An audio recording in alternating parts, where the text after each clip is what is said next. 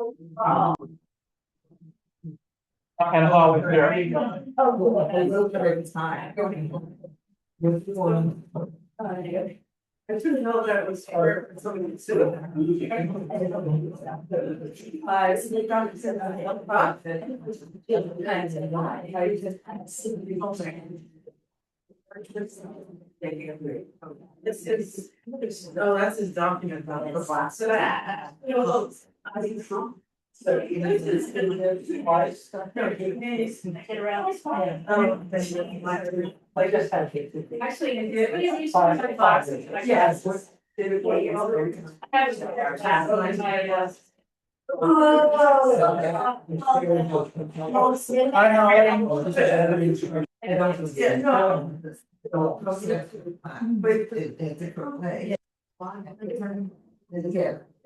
She just likes. No, it's just trying to. That was. Yeah, that's not how I do. She has. A couple that are. I don't know if I remember any of the others. And she got that in my. You're our quorum, so I'm so glad you're here. Can you hear? Yes, I can. Can you hear me? Yes. Okay, I'll mute again.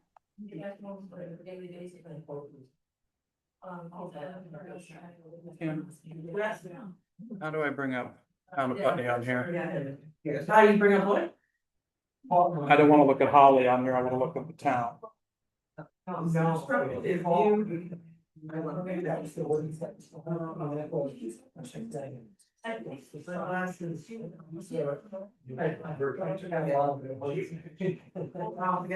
You can't see that far. No, it's fine, I just, it's gotta be something to be button.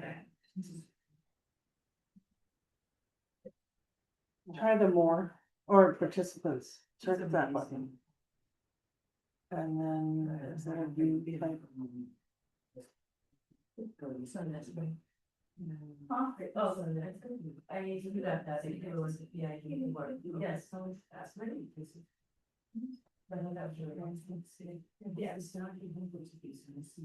You wanted to see yourself? Okay.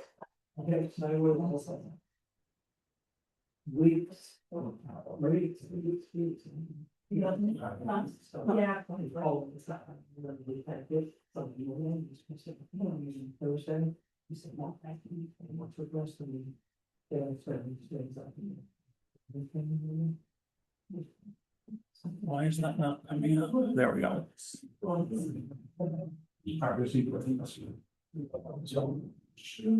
Okay.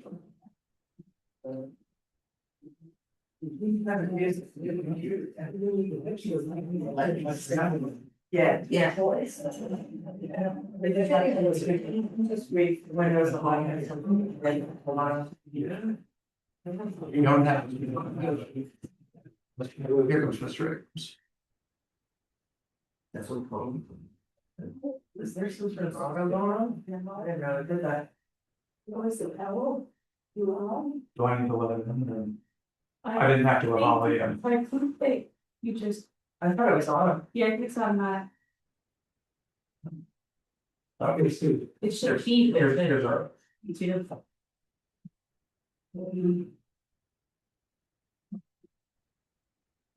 Where's things? We'll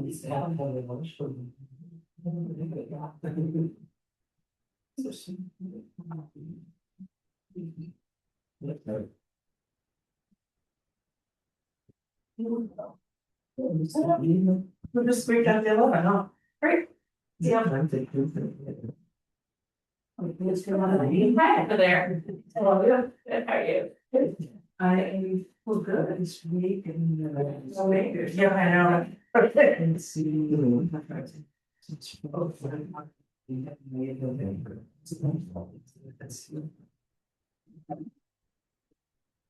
This guy's good. She was just unstable. Those are the old TVs, yeah. This one, what she moved the list of your. One like, was that way, it's a ways to say that. That's really the second one, but. No, for a bit, the cords were too short, and then it died, and then we got another. I sent him one this afternoon. Taking time to tell me. Exactly, it wasn't here. No, not that, yeah, that. It would say that.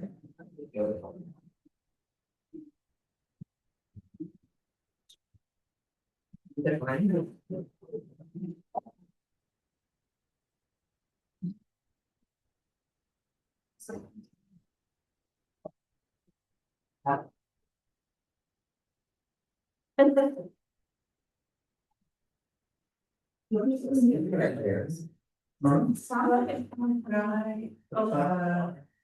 And I don't know, and then, Amanda.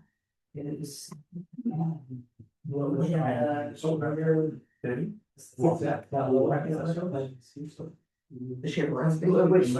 wasn't good, she just was there, and he was like here. You know the. Yeah. Yes. Mhm. I don't know his name. Well, Yeah. Steve did. no, he's visiting. It's now all. Yes. The guy sits with Paul. Oh, And I okay. walked in, I said, I know. Yeah. It looks like a little you want. Yeah. Yeah, right. Yeah, it's gonna be a Thanksgiving actually. Yeah. Yeah, he's just actually, but now graduating until years, you know, whatever. Just tell me what I was something I knew. It's really nice what it does for volunteers. It's the same. Yeah, I don't know if you look at the hardest thing. well. It's like, this is like. Yeah, so I don't see that you might stand a volunteer, you actually used to that behind us out there. It's gonna be this much. I think I remember the. There's like, there's something basically. The shows. It's like in the car with the show. So if I've got two programs from. So we are similar So, to Friday, so. which That are all in German. are.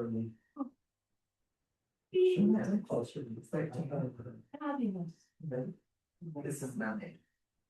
There you go. Wow. Yeah. That's right Good for on. them. It's very clever. Now, just leave the road shop. She's a happy. I was gonna email one. Well, even though it's. Outside, I know what it was, but it's so wrong. The one which was up here.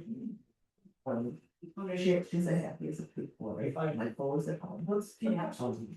So you're right, that's right. Yes, it's we're in it's as if you're, and so then she goes, and she's just. When I was in my great game, that's another piece. You know.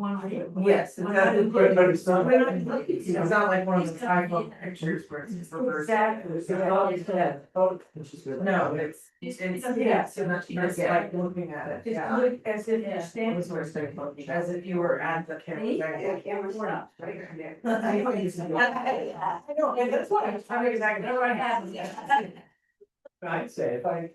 Good. So my watch is on the. So, yeah, Yeah. and I'm still But if I very remember much above. Thanks to It's been 38 years. my watch. is Huh.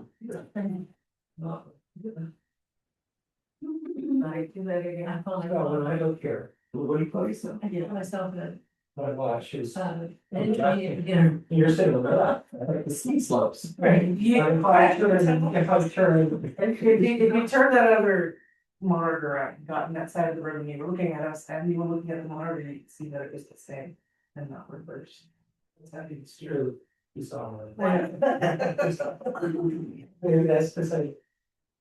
Well, it is like dark from your perspective, and you're out there. To you, It's something on that side. But if I raise my right hand. that's your right hand, but if I am standing there looking at you. He said he was waiting for somebody to let him in, but I'll just hop right on. Is that person right? Like, so is it right? Yeah, she's.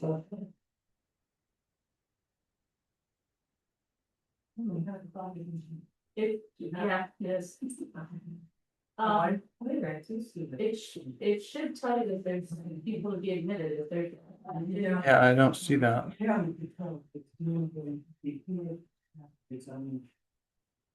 was somebody who showed it, so anyway, they put it together, she's thinking of the computer camera. Yeah. And she's writing this all over.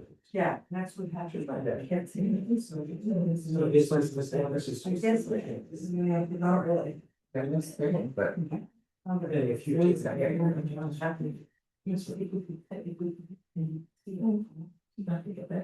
you know, you get her, yeah, it's what it is.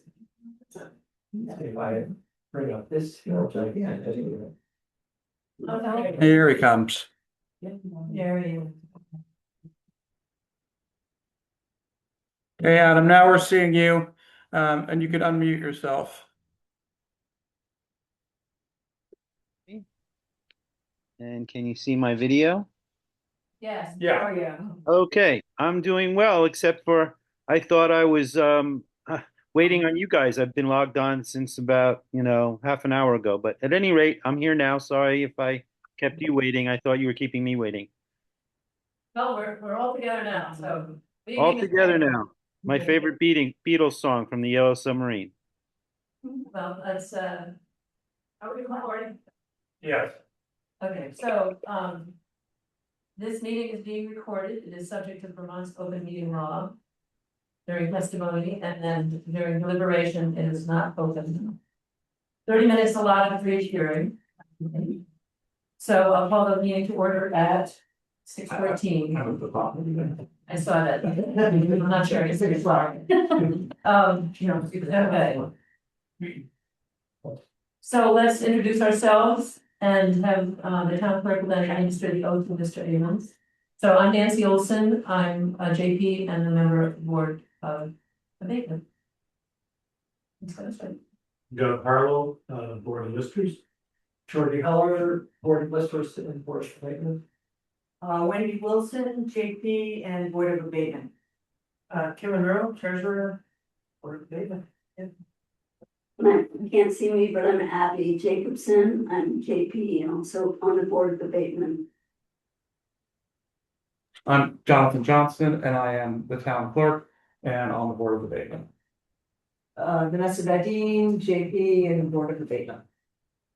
Karen Gesterson, JP and Board of Abatement. Eileen Tulloch, select board and board of abatement. I'm Holly Hammond and I'm a JP also and on the Board of Abatement.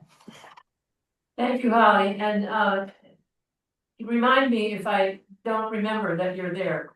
Because it's, Yeah. it's very easy to lose track of people when they're on. No problem. So just keep me in line. I will. Okay, Mr. Abrams, Yes, ma'am. the clerk will administer the oath. Mr. Abrams, do you affirm that the evidence you shall give relative to the cause now under consideration shall be the whole truth and nothing but the truth under the pains and penalties of perjury? Yes, I do. Thank you. The property location and the parcel ID number. Are you asking me? No, I'm sorry, I'm asking the town clerk. Oh, okay. Okay, this is, the property is owned by Judith E. Abrams Irrevocable Trust. Adam Abrams is the trustee. Parcel ID 030136. Located at 133 South Pine Bench Road, Putney, Vermont. Thank you. Are there any, BCA members, are there any conflicts of interest or ex parte communications that you need to disclose? No. Then listers introduce the property for which abatement of taxes is being requested by describing the property and its present valuation. There's one, that pile, oh, you want the list of our.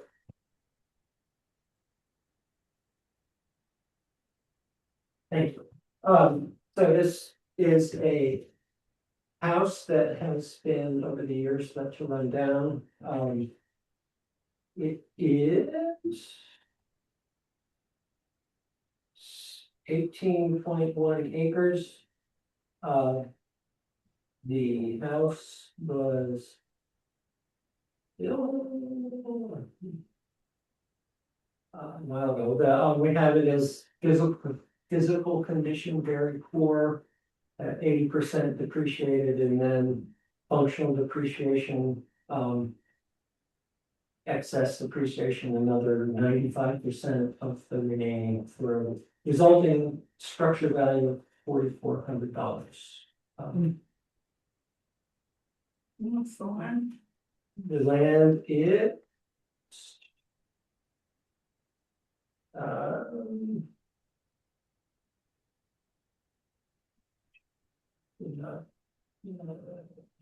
I guess it's the full assessment. the full value of the land is $197,700.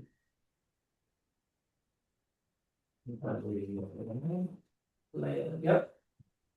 I had it at 202,100. That would be with the, With the structure. Oh, okay.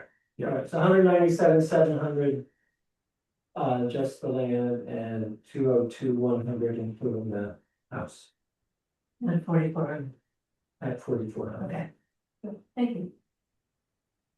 Mr. Abrams, Yes, ma'am. would you please identify the statutory abatement category under which your abatement request is being made? And present verbal and documentary evidence supporting this request. Yes, of course. It's under multiple. I guess I'll take them one at a time. The first one would be property of persons who have died insolvent, as you can see from the documents. First, just as a preliminary matter, I know that value really isn't an issue for today, but I do need to correct because I don't want there to be any misperceptions. The house is negative value because it's going to cost money to be demolished and removed, and there is no residual value left in the house anymore. The well failed, the bleach field failed, the cement basement is not worth salvaging. It's a knockdown, and I think I documented that by sending um, an email that I forwarded from Wind Ridge Builders, who many years ago told me it wasn't worth salvaging and that it's worthless. That is a part of the record. Okay, and as far as the value of the property goes, the property itself has also deteriorated, and even though at some point when I had grieved taxes, they did reduce the value of the house, but then increased the category quality of the property. So I would say that the property has not increased in quality, it has decreased. One of the statutory provisions is property that has been lost or destroyed. The culvert that allows the water to pass under the road has failed, so that is going to be an unknown expense. That being said, let's put aside the issue of valuation, since I know there's a tax grievance hearing, I guess, next week, which is a separate matter. As far as the first statutory request, that's being people who have died insolvent, I have sent copies of my mother's bank account that she had jointly with me at the date of her death. And as you can see, she did not have any income that lasted after her death. Once she died, her income ceased. She had no money in her account. And pursuant to the brief that I submitted under Vermont law, it's clear that insolvency is based on a liquidity analysis, not that someone owns property, because obviously anybody who requests a property tax abatement owns property. So the law, the statute, and the interpretation would say that you have to look at the person's liquidity, how much money they have to pay their bills as they become due. She could not pay her bills as they became due. And the idea that the original abatement request, and I've lost track of how many I've made over the years, was denied based on the fact that she owned the property was a mistake. We all make mistakes. So I'm hoping that today we can correct that mistake and moving forward, be able to take the money that has gone to pay the property taxes at this point to knock down the house and remove it and to be able to make the property appealing again, to get it so that it is in shape.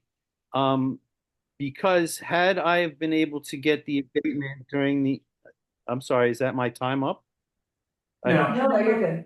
Oh, okay. I'm not sure what that was. It was I'll Karen try- asking if you joined in. I'll try and wrap it up. The money that was spent to pay the property taxes, I could have used to pay to fix the roof so that it didn't collapse and leak and then to become uninhabitable and to be deteriorated to the point of now being a knockdown. So I'm hopeful that we can check that box that she died insolvent. So let's deal with that question first before I move on to the next statutory request for abatement. Are there any questions with regard to her insolvency? Questions from the board about insolvency? Um, Yep. who owned the house? Who was the owner of record when she died? Cause it sounds like you were at least partial owner at that point, or you and your brother. At the time of her death, she was a one half undivided interest with my brother, and she withheld a life estate. And as you can see in the brief that I submitted, the law is also crystal clear that grantors who retain a life estate remain responsible for the property taxes. There was some transfers that should never have happened and that were a mistake, but it happened. She transferred it, I transferred it back. It never was something that I wanted, needed, or intended to have. She did it based on her husband's advice. Unfortunately, her husband was not well educated, never graduated high school. For whatever reason, she followed his advice. He died in December of 2008. And that brings me to the next statutory provision is people who left Vermont. In December of 2008, when she called me and said, Patrick's dead, come and get me. It was during the Christmas break. I went with my children, and because my mother didn't fly, I drove in an RV from Florida to Vermont, picked up my mother, all of her stuff, and all of her pets, turned around the next day, which was Christmas, December 25th, and drove back to Miami with her. She never returned to Vermont. She died in Florida as somebody who left the state of Vermont not to return. So that should check the box for the second statutory requirement of people that have left the state. If you'd like, I can answer questions with regard to that portion before we move on to the next one. I'd like to ask, you indicated that the life estate is responsible for taxes, and you submitted that brief. And what the brief says, I think is telling, because what it says is the holder of the life estate is responsible for taxes until the life estate terminates. Yes, And a life estate terminates on the death of the life estate holder. yes, So it does. in my view, on November 12, 2009, the life estate terminated. Your brother George's undivided half interest arose, and your mother owned the estate of your mother owned the other undivided half interest. Yes, that is correct. Okay. So that is regarding the property taxes that were due up until the time of her death. And then at the time after her death, she was insolvent. And as I said, the transfer was for lack of a better term, a lark that my mother followed because my father told her to. My brother never paid any property taxes, never had any intention to pay any property taxes, and had to be dealt with when he sued me. Anyway, that's going kind of far afield. Anyway, he never had any responsibility, obligation, or intention to pay property tax or ability. Okay, so, As far as I know, he was broke and on public assistance up until the time my mother died. But I don't know. all right, Mr. Avery, 1 second, we've got another question. So the transfers that you're referring to as a LARC, they were duly recorded in the land records, right? Yes, Okay, and your brother was a half interest of the property. And whether or not he wanted or was intending to pay taxes, he was responsible for at least half of those taxes, if not all of them. I don't believe that's how the statute reads, but as I said, he Okay, tried which statute are we referring to? the statute regarding property taxes and abatement. He was not I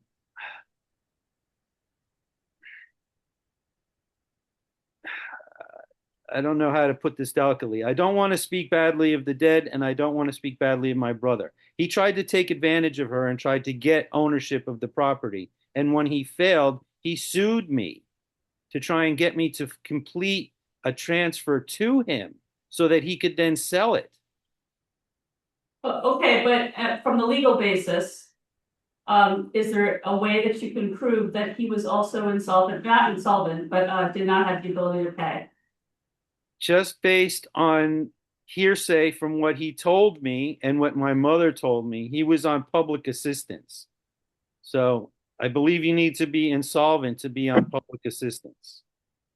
He lived in my room in the house, so I got ousted from the room that I used to have, and made an unpleasant situation worse. Was not helpful, was supposed to take care of the house and winterize the pipes, because when we left in December, I said, we're not going to be here. Winterize the pipes. He didn't do that. The pipes burst and flooded the house. So he was not helpful. He was a hindrance. And if he, Okay, but from a legal standpoint, do you have any proof that he had an inability to pay? no. Thank you. Any other questions at this point? The only proof I have is that he didn't pay. Okay. Then we're ready to move on, Mr. Ingram. Okay. Did we check the box on part 2 where my mother left the state and never returned? Are we all okay with that without any questions? Let me find out. Yeah, so where was your brother living at that point? I believe he moved up to North Vermont in Okay. So he lived in Vermont? as far as I know, he lived in North Vermont. Okay, and again, he had half interest in the property. Yeah, I mean, I can hear in your voice, this is a groupthink process where I was denied in the beginning, and now everybody's coming up to reasons why to deny me again and again. I'm crystal clear that the basis for the denials was wrong. So if you want to start from square one and admit that the initial decision was wrong, we can move forward from there. If you want to find a reason to deny me, you don't need to find a reason. It's an equitable court. You can just deny it and move on. If you want to be fair and equitable, the reality is that all the burden was on me and none of the benefit was on me. So I did my best. I'm still doing my best. And we can move on to the next thing, which is inability to pay if you'd like, because as you can see from my bank statements, all of this having to pay and lending money and paying the property taxes, I got $5 in my bank account. I have a permanent disability. I'm on Medicaid. I'm on SNAP. I am unable to pay the taxes anymore. Do you want to go to section 3 now? I believe it's ready to. It's your case, you present it. Yeah, Okay, let's go to section 3, which is people unable to pay taxes. Are we now in agreement that I, as the trustee, am the person who is responsible to pay the taxes for the property? Is that established or do I need to establish that as well? Yeah, I'm sorry, I missed the question. As the trustee, I am the person who is responsible to see that the taxes are paid. For a portion of this time. Yeah, when did you become the trustee of, when was that again? The trust was established in 2009 before my mother died, and the will poured over into the trust, and the property was distributed to the trust, I think in 2017, 2018, maybe 2017, something around there. So that's when the property became the property of the trust versus the property of the estate. As of the date of death, November 12th, 2009, the property became part of the estate, and then the estate poured over into the trust, and then the trust took title, I believe it was in 2017. Took title, meaning that up until 2017, your brother was still half. No, No. no.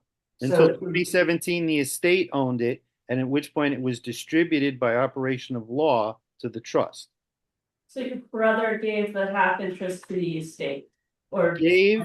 No, he didn't give to it. Well, it went, his half went Transferred to, it, yes. He Yes, transferred yes. his undivided one half interest, to the estate. yes, In April 2025, in April 2015. yes.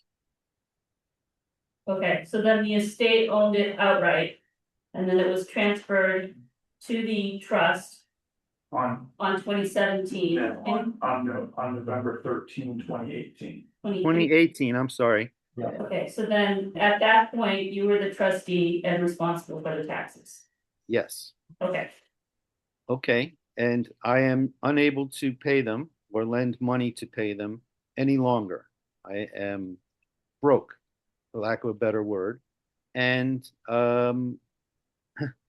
for for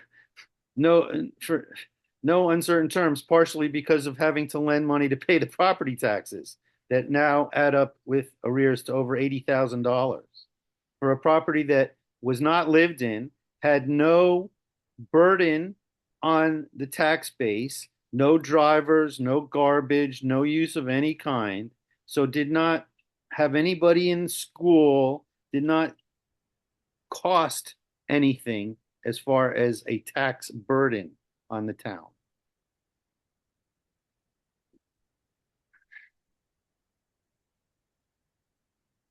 and what year during the from 2018, from 2025, were you no longer able to pay the taxes?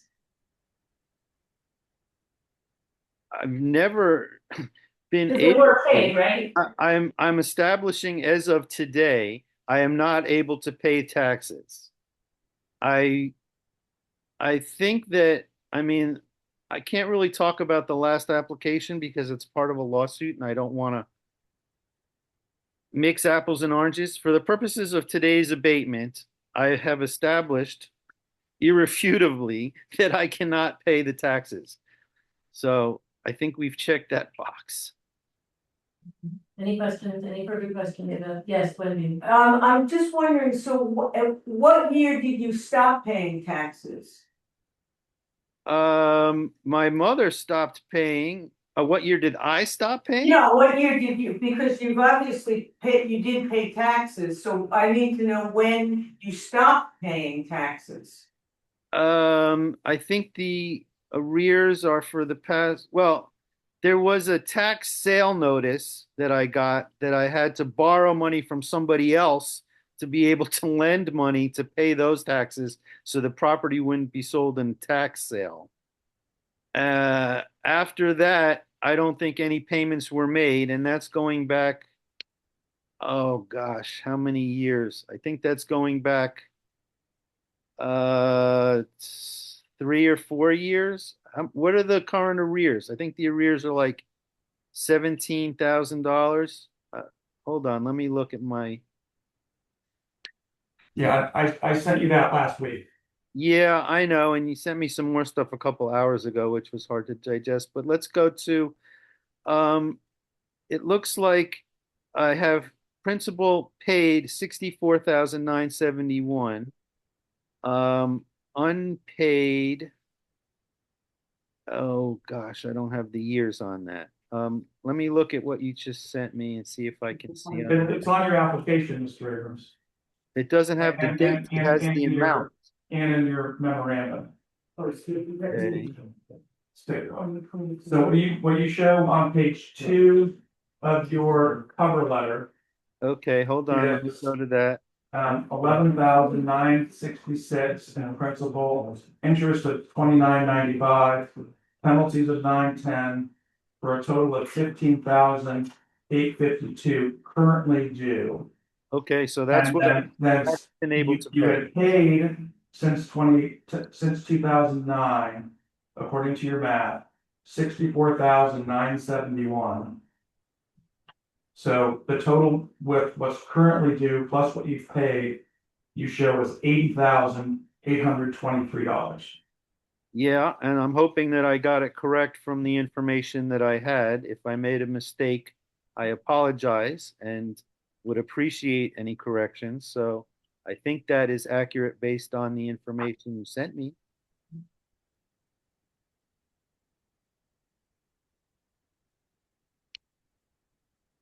That, are we ready to move on? Sure. I'll talk to Mr. Akers. Uh, I had no more. Hang on one second, Mr. Evans, planning on the follow-up. I'm just confused because you did pay those taxes and I'm confused as to why you're asking for them back. Now, is that what this is part of? Yeah, so I'm very confused because obviously you paid your taxes for those taxes up until then. And so that's what I'm trying to figure out, at what point did you stop paying anything? well, let me go and look at the form that he sent me. And to clarify, there are multiple bases, and the third one being that I couldn't afford to pay them.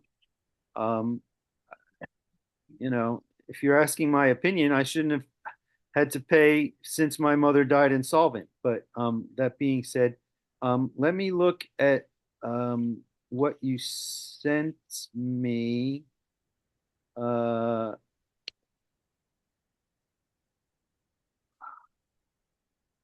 where is that printout that shows the years of payments? Here we go. Um, All right, if that's okay, if you don't have it, we can look it up in the computer here.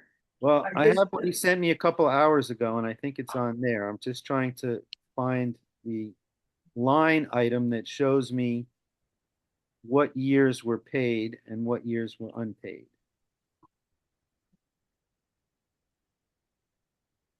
That was actually what I sent you last Thursday. Oh, okay. So that would be what you called Abrams abatement documents, right? Correct.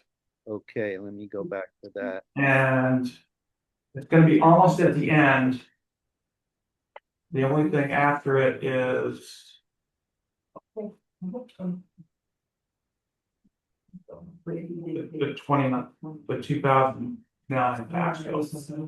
Okay, sorry, my eyesight is not what it used to. That's okay. So am I looking on here correctly? This goes back to 2020. Is that the last time I made a payment? Am I not reading that correctly? No, that can't be right. We'll have to check, we'll check it to be sure. Well, anyway, as I said, I had to borrow money to pay these taxes. So, I'm still on the hook for that. And at this point, I don't know. The value of the property you're saying is $200,000, and I'm going to grieve that. And just based on what I'm looking at, vacant land, 18 acres, is not worth that much. So at the end of the day, if I sell this property, I'm able to get back what I put in and pay the people that I borrowed in order to pay the taxes. I doubt there'll be anything left for my kids and my brother's kids. But anyway, that's I hope you were able to receive the document that I sent under confidentiality that shows that my brother and I would have been income beneficiaries had there been any income, which there is not and has not been. And our children are the remainder men who would get whatever's left. Not that there'll be anything left at this point, but whatever's left gets split up 6 ways. So, uh, um, I guess I'm going to move on now. What is, I have one question. One more question about this. So, if you have an inability to pay, this year's taxes, do you foresee an ability to pay taxes in the future? well, I see some familiar faces and recognize some of the names. So I've had a conversation about, I guess it would have been a dream that I had, and that I took the time and the money to try and come up with a plan that would have made this property valuable and profitable. Because the way that it is zoned, it is potentially subdividable. There is one part of it that could be subdivided into, I believe it's a 10-acre minimum area that has the existing tear down house on it. But there is an additional 8 acres that is zoned for 2-acre minimum lots. So I could, with the grace of God and the help of the Board of Abatement, be able to get the money to tear down the house and to subdivide it, either to sell off parts of it or to build 3 additional homes as either rental for income or to sell for principal. The property was beautiful. I remember going there when I was young and I had a great time. Bill Koch was an Olympic skier, and he had all kinds of trails around the property. Those have vanished. They have been absorbed by scrub brush. And then at one point, when I was desperate, I looked into what it would be if I wanted to sell timber for logging rights, and I was told it wasn't worth it, and that it doesn't have any of the good old growth trees anymore that, I guess timber companies pay for. I'm doing whatever I can. I am really, really putting myself out there to try and solve the problem. So if anybody has a suggestion short of cashing in my chips and walking away with zero, I'm all ears. I'm welcoming any suggestions, and I will pay the taxes if I can get the abatement to take the money that will then go back into the property to make it income producing or profitable for a sale. So thank you. I appreciate the energy that people are putting into it. I can see I'm taxing, and I know that you're all tired and don't want to be here. Neither do I. I've been doing this for so many years. I've given up hope, but that's what we do when we have faith.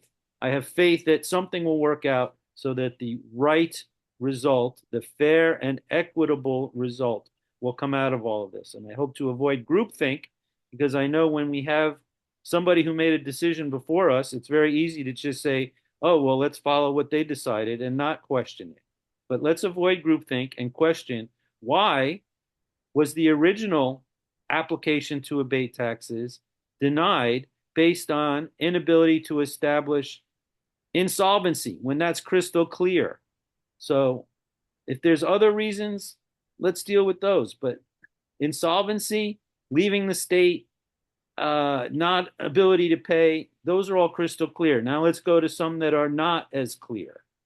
That sounds great. Let's move Before on. I lose my time, because I know you guys are on a schedule and I really don't want to keep you any later than necessary. So the next statutory provision is taxes in which there is a manifest error or mistake of the listers. As I've pointed out earlier, I believe that the manifest error is first attributing any value to the home after the point where Wind Ridge Builders went in there, did a initial um, uh, they took the walls down and looked behind it and saw that it was all rot, mold, and rodent infested. Ever since then, the property was not only zero valued, the house was a deficit because it's going to cost, I don't know, I think I had estimates of $10,000 minimum to tear it down and cart it away. So that value should be negative 10,000.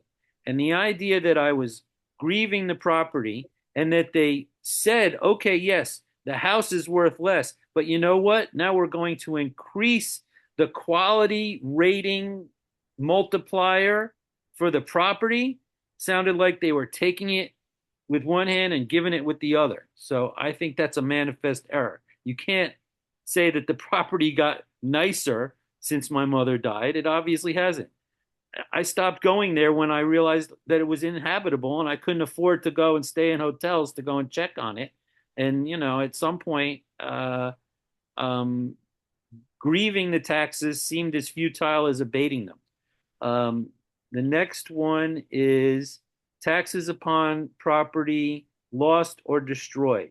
So I would say that the property was lost or destroyed the year that Wind Ridge Builders came and said that the property is a knockdown. And that was around the time when I found out that the culvert was failing and that at some point the road was going to collapse into the river or stream or whatever that water flow is there because the flow through failed and it is eroding the foundation of the road. So that deteriorates not only the value of the property, but it's a access issue. If the road collapses, there won't be an access to that 10-acre portion. You only have access to the 2-acre subdivided portion, which is on the road, the main road side of that culvert.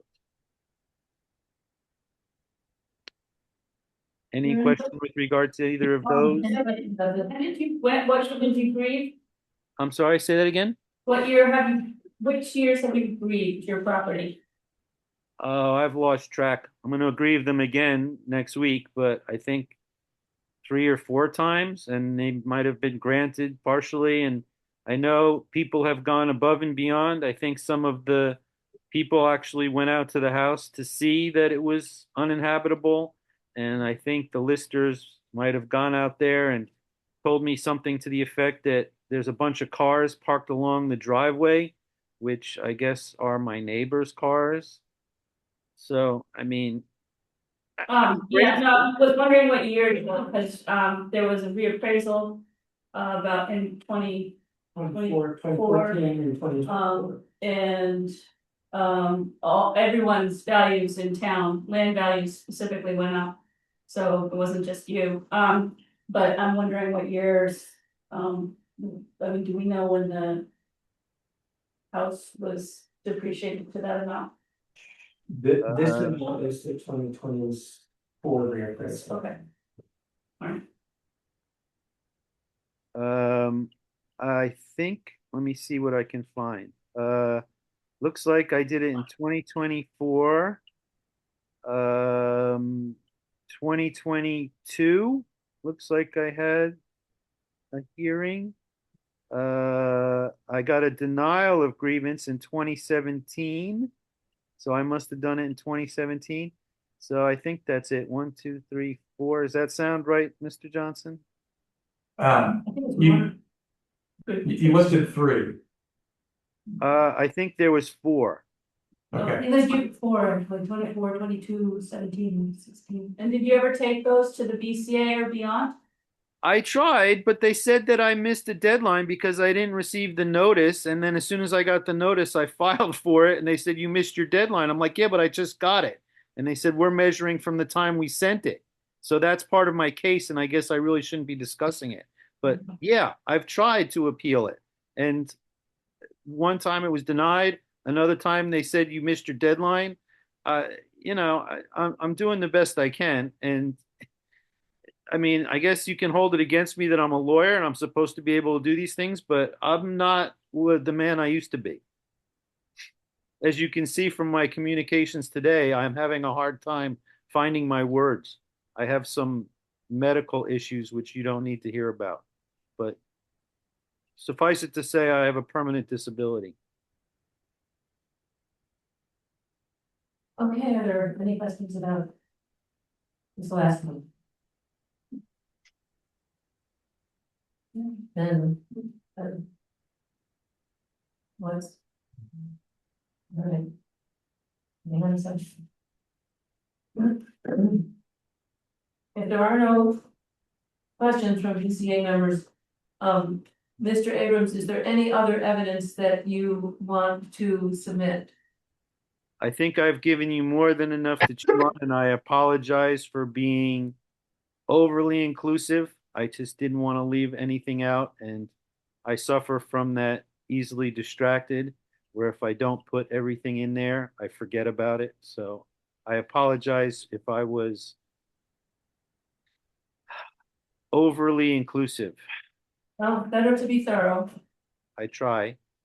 Um, if there is no further evidence to be presented and no further questions from the board, I have some things I'd like to go over. all right, so recognizing the town clerk. So this is either the fifth or sixth time many of us have been in this heard this abatement claim. And so I think it's kind of important to create a complete record so that we know exactly where we are. So what I would like to do, Mr. Abrams, with your patience, is go through all of the statutory factors with evidence that's either in the file, or found otherwise. And the Well, I'm first not a one, doctor, so I don't have any patience. If I was a doctor, I'd have patience. Sorry, that's an old joke. I apologize. I'm trying to lighten and the mood. actually reasonably funny. Yes, I tried. I didn't see anybody laugh other than you, so I guess it wasn't that funny. So the first thing I'll say is something that you indicated in your opening, that the abatement statute says the board may abate in whole or in part taxes and other things. And Yes. what that says to me is it's permissive, it's not mandatory. Absolutely correct. Okay. All right, so let's go through the taxes of somebody who died insolvent. And kind of looking through these documents, your mother was very generous to her children. The March 2025, you've already talked about the life estate deed from your mother to you and George. And that was a gift. The property transfer tax return shows no price paid, gift, no taxes due. Then, so that was in 95. And what's interesting about the purchase from Bill Koch, this deed, the life estate deed, and the deed from you back to your mother, all list your mother as a resident of New York. And we're going to talk a little bit more about that in just a second. But it looks like, at least looking at the documents of record in the town clerk's office and the land records in Putney, your mother was always considered a resident of New York. The tax bills went to New York. The next thing I'd like to talk about, it's in Exhibit 5 that I sent you this afternoon. I also sent you this last week, so this shouldn't be new. But I bring it up because one of the things that you brought up earlier was that the life estate has the obligation to pay tax. And for the 2009 tax year, your mother made the August payment before she died. She made the November payment before she died. So with respect to her liability before she passed, she was honoring her commitments and making payments when due, which suggests to me that she was not insolvent. Can I address that before you move Oh, on? absolutely. Yes, just because, as I said, I have a short memory. Unless I take notes, I'll forget what I wanted to say. As far as where she lived, she was born in New York, grew up in New York, and we had a house that I grew up in Manhattan that was my grandfather, then my grandmother's house. And that house, after my grandmother died, was sold. My mother spent the majority of her time in Vermont, and she would come and visit me. But as far as being a resident of New York, she did spend time in New York, but the majority of her time was spent in Vermont.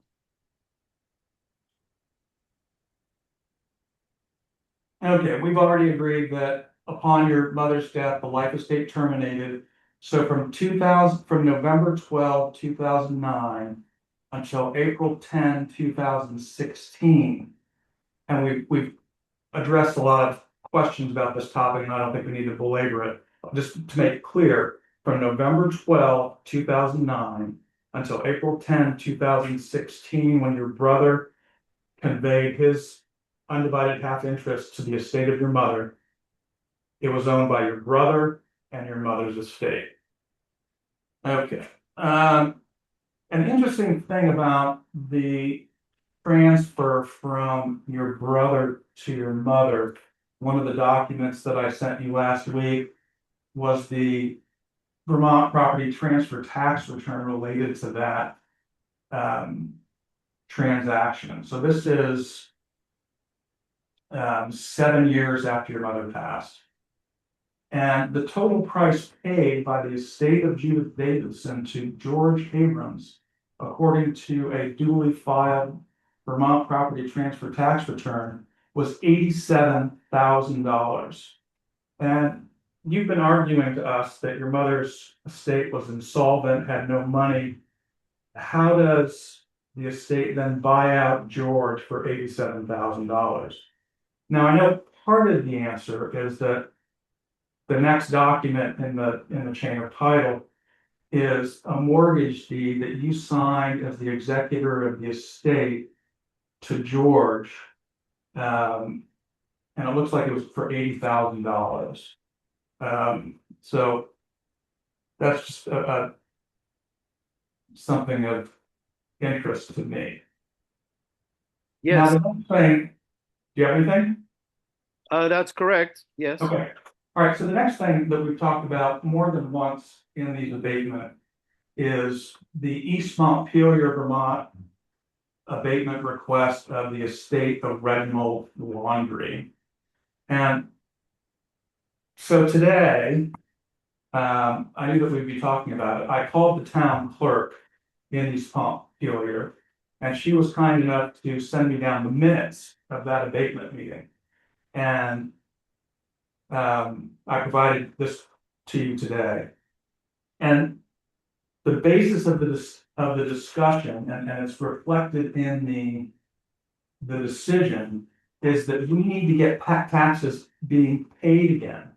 So let's give it the longer case was property owner died. They never started an estate because he didn't have any money. Family members were living in the house. Finally, the city required the family to start an estate so that they could put it to tax sale. At that point, the estate, newly created, asked for abatement, and it was granted so that the daughter, who had been living there presumably since 2001, and we're talking about 2018 now, they wanted to give her a fresh start. And you indicated, in your discussion of this case, they wanted to give her a fresh start so that she wouldn't become unhoused. That's not the case here. If we pay you back $80,000, no one's going to be unhoused. I was unhoused from there a long time ago, but that's not the point. Yes, I understand, and I think that the point of that case and the minutes that you referenced is that the family agreed that they would pay taxes going forward. I agree to pay taxes going forward, whether it's by sale or rental of a rebuilt or newly built home. Going forward, the property taxes will be paid if I am granted the abatement. So I believe that addresses the laundry abatement question. One of the things that's always bothered me about this case, Mr. Abrams, and numerous decisions have requested this, and you still have never done this. Um, you've provided a few bank accounts that, I mean, I have a bank account that has $25 in it. I use it so I can have an account at the credit union. So creating a low asset account is not rocket science. Okay, so I'm let not, me I'm address not, I'm that. not saying, I'm not saying that you've done that. Let me address that because However, I am sworn under oath as an officer of the court. I'm an attorney. That is my only bank account. I also showed you the trust account. It's the only account I have in my name is the Chase Premier checking account. The other account that's in my name is the Judith D. Abrams trust account as trustee. That's had $54 in it for years. So okay, I'm, there are no other. I'm not doubting the accounts, Mr. Abrams. Because Okay. I think the next thing that we're gonna talk about is actually more important. Um, when your mother died in 2009, the estate had an obligation to file a tax return for that year. We have never seen that tax return, so we have no idea, what your mother's tax situation was, whether she was insolvent. Um, Hold but on. You want to see her final tax return? I can send that well, to you. we've asked it for it. You The never asked last me for her final tax return, not once. multiple decisions have said Mr. Abrams failed to submit any tax returns I showing. filed my tax returns. You want my mother's final tax return? Of course, But how is that not relevant? wait. Mr. Abrams, you're an Regardless. attorney. Okay, wait. Hold on 1 second. Let me answer your question so that it can remove any question. My mother got all of her income. The only source of her income was a trust from my grandfather and my uncle. The day that she died, her income ceased. So it doesn't matter what her tax return said. She died insolvent. I showed you her only bank account. That you'll see there's money going in there. And you want to know the really screwed up thing? My brother George was the trustee and wouldn't give her any of her own money. Okay, Anyway, I'm sorry, I didn't mean to lose my so temper. I when you submitted your mother's death certificate, just for fun, Yeah, I went it's fine. and looked up you were the informant on the death certificate? Yeah, Okay, just for fun, I looked up what you reported as your mother's address. yeah, Specifically 24 Gale Avenue, either Seaview or Ocean Beach, New York, yes, 11770. yes. Okay. Zillow, as of today, lists that property as worth $3,348,000. And Does that sound right? what difference does that have to her date of death solvency? And what difference does that have to Well, to here's the thing, Mr. Abrams. You have repeatedly represented to this board over the past 10 years that your mother died with nothing. I said she And died and insolvent. that's just I not never true. once said she died with nothing. You're putting words in my mouth. Let's be clear. Why don't you go and look at the videos and the transcripts and be crystal clear about this? She died insolvent. Her income stopped the day that she died. She also owned $1 million property on Fire Island in New York. Incorrect. And a vacation property Why are you and a vacation valuing it based property on here in Zillow? Vermont. How dare you value it based on Zillow? You want me Okay, to go and look up what your house is worth on Zillow? It's irrelevant. absolutely. So let's look at some more. I did a public data search on that property. Yeah. And their estimated value is 1.52 million to 2.39. Later in the report, and I sent this to you. The That's not what assessment, the appraisal, the assessed value is something lower. the assessed But value by the way, what's most interesting about this, Mr. Abrams, is Mhm. that this is the address that you listed on your mother's death certificate as her primary residence. You did not list 133 South Pine Banks Road.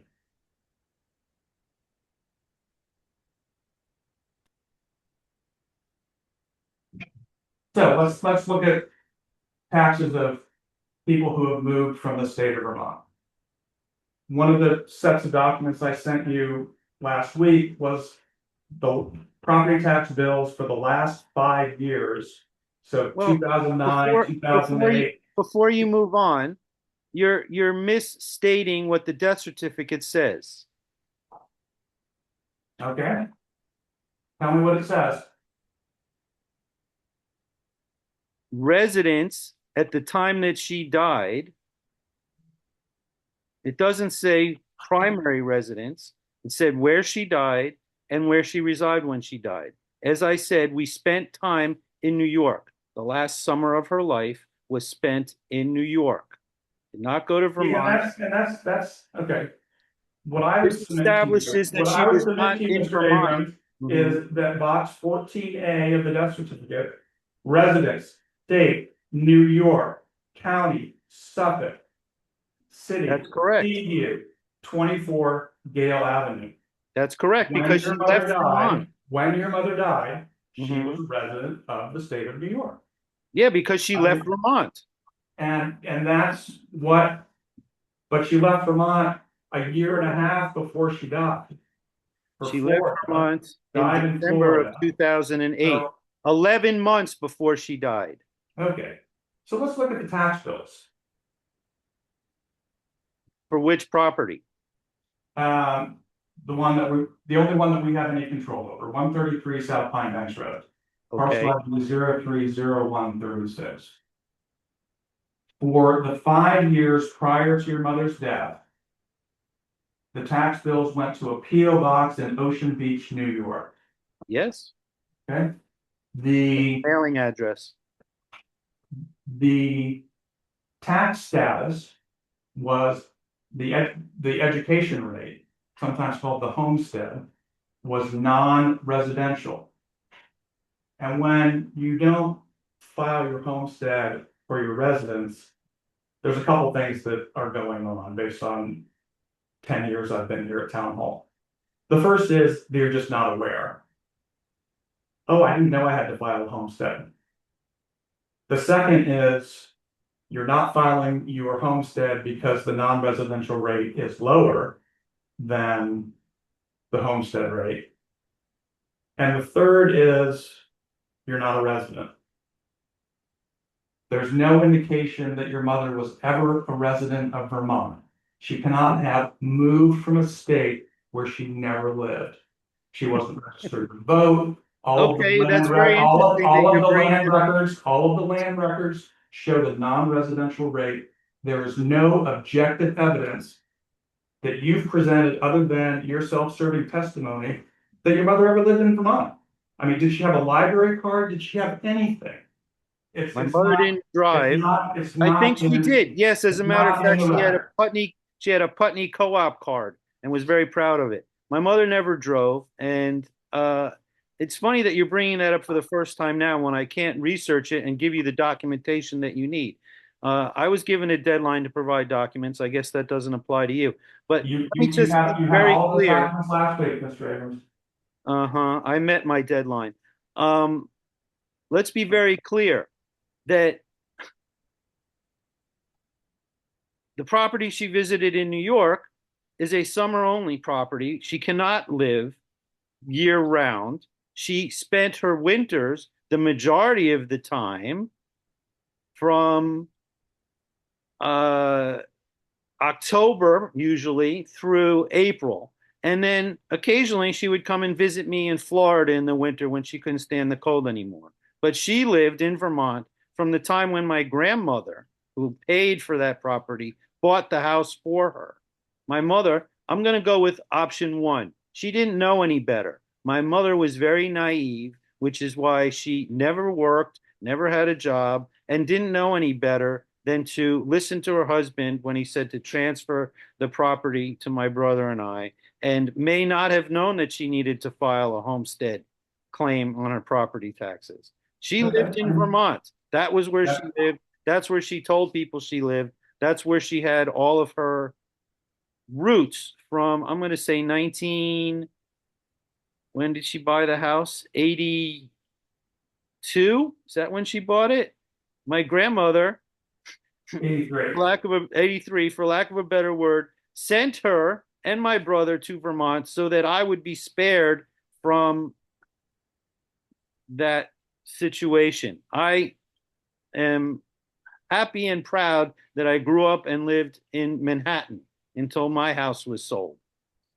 Anyway, to say that my mother didn't live in Vermont at this late stage in the game, having never brought it up in all the other 10 applications, seems a little disingenuous. But sure, come up with an excuse to Well, deny it. no, what I did, you heard me at the beginning, Mr. Abrams. We Yes. need to document each of the 5 claims that you Mhm. made. Right? In the times previously, we have denied your claim legitimately based Not on once. other factors, based Not on the once. fact that you have failed consistently to provide a trustworthy and credible case as to why abatement is appropriate on this property. All And the I other noticed deniers. that, I would just note that, your mother bought the Gale Avenue property in 1998. And she owned it until you bought it in April 2018, according to the Suffolk County land records. But you knew that already. All right. Obviously, that's correct. And let me just address that the fact that you denied all of the other abatement requests on a failure to establish insolvency. Never one word about her residency was ever mentioned. Not in your denials, not in the questions from the board. Not once has her residency ever been an issue. Well, you appealed last time. Totally, you're right. And we're still litigating that. I expect that you're gonna appeal this one and we're gonna litigate it. So we need to create a rock solid record that shows that you have proved none of the 5 categories for abatement. So the next Well, one is person's inability to pay. The other property I looked at after you provided your mother's death certificate was 20425 Highland Lakes Boulevard in Miami, Florida. And you owned that property for roughly 11 years, something like that? is there a question? Yes, did you own it for 11 years?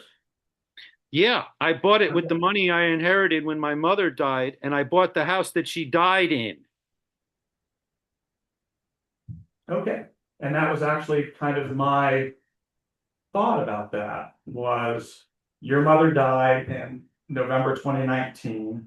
You had been renting this house, or your mother had been renting this house, and then you bought it that next summer, which is about the time that maybe a distribution from an estate would be made. And so then the question is, if your mother is bequeathing you the purchase, let's see, what was the purchase price of this? And again, this is As I said, this is homes.com, so these numbers may or may not be accurate, but in July 10, you bought it for 300,000 or so, maybe, according to just a Google search. So the interesting question in what you just said is that if your mother was able to bequeath you $300,000, why is she insolvent and why can't she pay her taxes? well, now you're just going into the realm of fantasy, and obviously you're not listening to what I have to say anymore, because if you listened, what I said is the money that I inherited was from my grandfather's trust that I inherited upon the death of my mother. It wasn't bequeathed to me from my mother. She had $0, got zero income after her death, and upon her death, I got the money that used to pay her income, and I bought the house that I had spent my mother's last dying days in with money that I inherited, not from her, from her father. Okay. You're just, I mean, No, what you said, what what bothers you me about said is this, crystal what bothers clear. me, You've made it crystal clear. you're saying that I'm going to appeal this, which means you've already predetermined. And I noticed from the last time that I appeared before you, you call the shots at this meeting. The people that didn't show up at the hearing and you presented for them got their abatement requests because you presented it. So I would have been better off not appearing today and letting you just. Mr. Abrams, Ugh. I understand you're upset, but just take a deep breath here. Is there anything else that people want to say before we end this? I want to say something for the record. Since Yes. there is a lawsuit and Mr. Johnson has obviously become invested in the outcome, I question his impartiality and challenge his participation based on a conflict of interest, just for the record. So noted. What, Then, is okay, there anything else? um.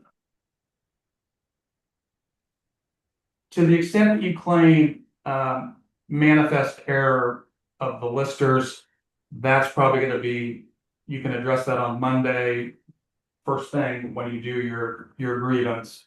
You're Um, wrong. That's mixing apples and oranges. Tax grievance has nothing, absolutely nothing, as you've made crystal clear many, many times, nothing to do with abatement. The fact that Okay. you made an error is one of the bases for abating the incorrect taxes. Whether or not I bring that up at a grievance hearing has nothing, zero, to do with today's abatement hearing. So try. Okay, so let me rephrase that. Your arguments with respect to clear and obvious error is that an assessed value of $4,400 on an alleged tear down house is a manifest error. Your allegation is that the listers somehow improperly classified the land that's not as nice as they said it was. And just what I would say there is, I think that fails to meet the threshold of manifest error. Because certainly abatement is not a property tax valuation appeal.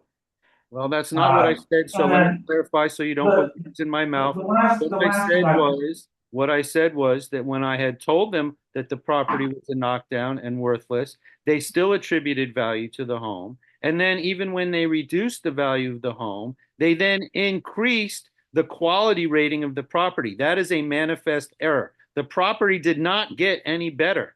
It's crystal clear and undisputable. The property did not increase in quality. So to take with one hand and give with the other is a zero sum game. That is wrong. The property. Mr. Abrams, you have established that already. Thank you. Thank you. Question about that. Property, value increase, is that coming back to the reassessments that were done in Sounds like- 2020? Yeah, this was earlier. This was back when I was. All right. Oh, Or The current one does have the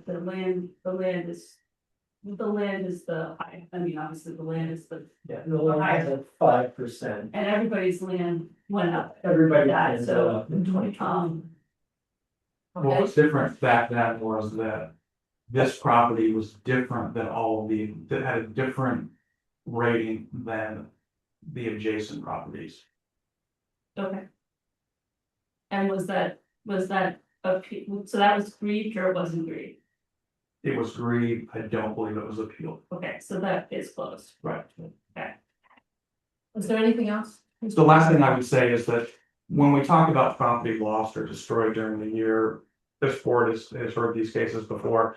And typically what we see in a case where lost, fire burns down house, we're gonna abate some of your taxes For that 1 year. for that 1 year. Yeah. That's not this case. This property has been neglected for the last 16 years. And is just rotting from inside. It's not a single incident that caused, it's not an incident in a tax year that caused the property to become less valuable. Okay. Any other questions? All right, then, Mr. Abrams, do you have anything to finish up to say?